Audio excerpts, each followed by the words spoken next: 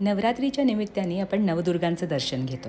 पहिली दुर्गा एकवीरा, दुसरी मुक्तांबिका आणि तिसरी पद्माळा पद्मावती. चौथी दुर्गा फिरंगाई देवी.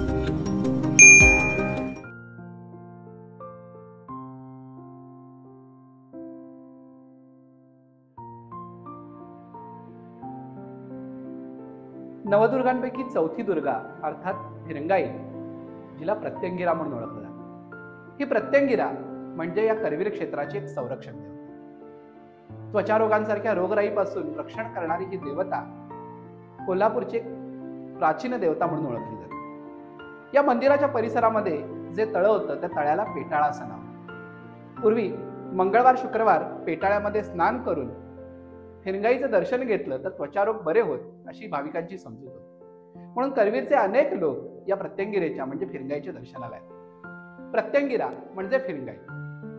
भगवान विष्णूंनी हिरण्यकश्यपूच्या वधासाठी नरसिंह अवतार धारण केले. पण नरसिंह अवताराचं क्रोध, नरसिंह अवताराचं तेज शांत होईना म्हणून भगवान शंकरांनी शरभ रूप धारण केलं. त्यावेळेला शरभ रूपाच्या मदतीला देवी आदिशक्ती ज्या रूपामध्ये धावून आली ते रूप म्हणजे प्रत्यंगिरा. शत्रूचा संहार करणारी अशी शत्रुनाशक देवता.